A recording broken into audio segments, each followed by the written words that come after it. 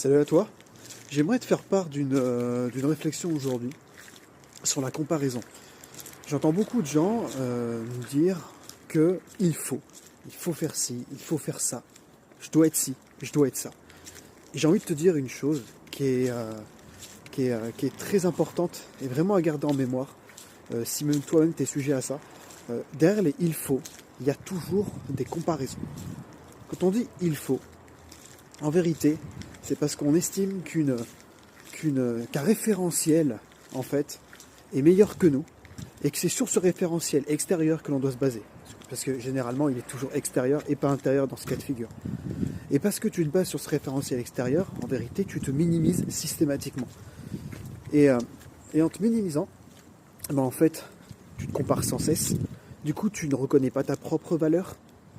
En ne reconnaissant pas ta propre valeur, manifestement, tu ne prends pas ta place. Tu ne prends pas ta place qui est légitime pourtant, car nous avons tous une place. Peu importe notre métier, notre fonction, nos aspirations, d'où on vient, on a toujours une place qui nous est due. Il suffit de la créer et de l'avoir.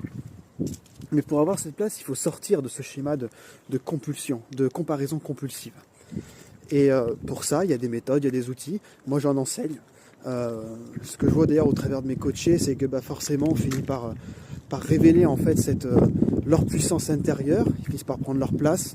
On arrête de se comparer, et on finit manifestement par se rendre compte qu'on n'est ni bien, ni mieux, ni moins bien qu'un autre, mais on est tout simplement soi.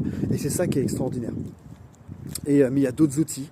Je ne suis pas là pour faire que l'apologie de mes outils. Il y en a plein d'autres. Et tout dépend, celui qui nous correspond, à vous de voir ce qui vous plaît. Et chacun peut avoir ses propres outils.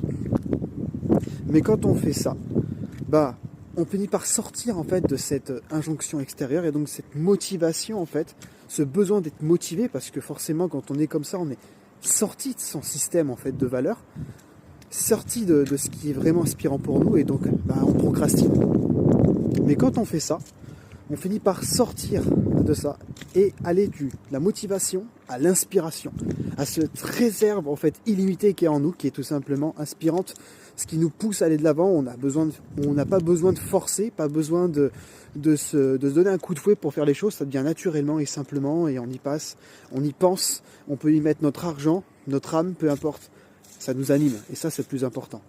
Mais pour ça, il faut comprendre que derrière tous ces il faut, ces petits il faut finalement dans nos phrases qui nous paraissent normales, en vérité se cache énormément de minimisation, de comparaison,